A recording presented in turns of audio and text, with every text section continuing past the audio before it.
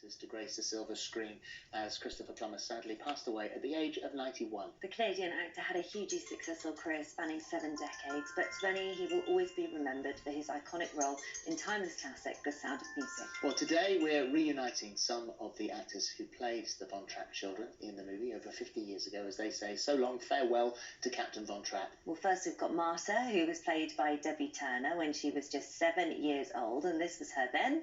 And here she is now. Good morning.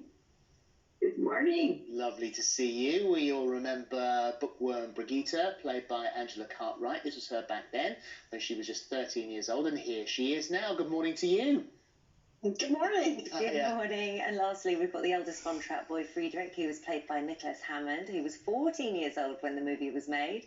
And here he is now. Good morning to you as well. Hello, Phil. Hello, Holly. Oh, I cannot tell you how excited I am about this. I've been looking forward to it all morning. Debbie, let's start with you first of all. I'm slightly mesmerised by what's going on behind you because I've spotted the cushions already. Is that the same fabric as the dresses that were made from the curtains in the movie? It is. Well, it's similar. I don't know if it's exactly the same, but it's similar.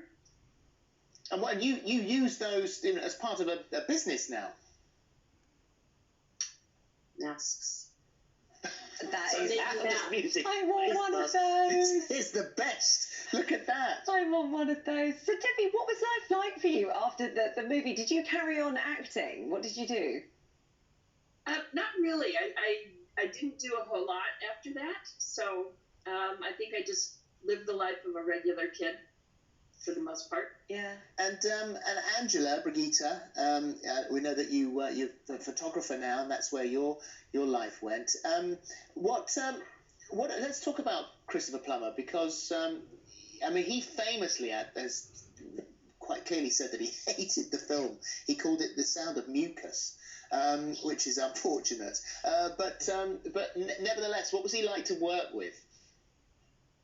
Well, first of all, I think that actually changed as he got older, and he realized how this kind of made his career kind of spring forward a lot quicker than it might have. You know, he was a Canadian actor, and he was just kind of doing plays and stuff like that.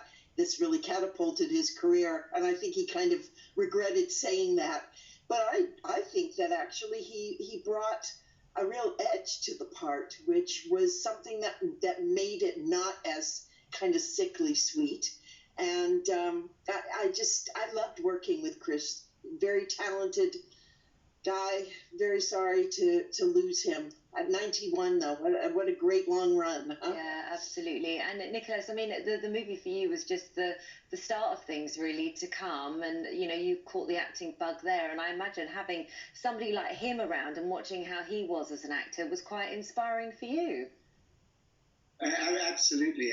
He showed me what it is to be an actor, with his concentration and his commitment. And it is true that he was more serious on the set, certainly, than Julie, who was delightful and fun and just full of light and joy for all of us.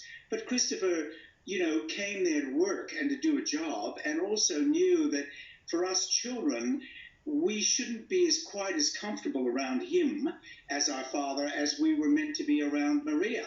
So it was actually a very calculated move, I think, that she was hugely friendly and warm and, told jokes and taught us songs, and Christopher kept his distance from us. And I think that was absolutely the right call. And I had huge admiration for him, and I think we all did right to the end. And Debbie, did he ever break character? Occasionally, not real often, but there was one time, and I don't know, Anne and Nikki, if you remember this, but we were doing the scene after we had come back from berry picking, and I think he was facing me, and he was saying, "Marta, where were you really?" And the camera was on his back, but on my face. And I just remember him making faces at me, making me laugh, and we were busting up. And my dad actually caught a picture of him doing this.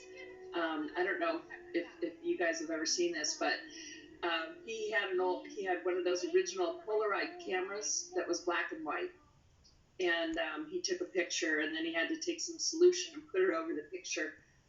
But anyway, it was just kind of fun to remember that he really did have a soft side to him. Well, Nicholas was talking about Julie Andrews in there, and I mean she'd just come off the back of Mary Poppins. I mean, she was very young, and there was a lot on her shoulders. This had to work, didn't it?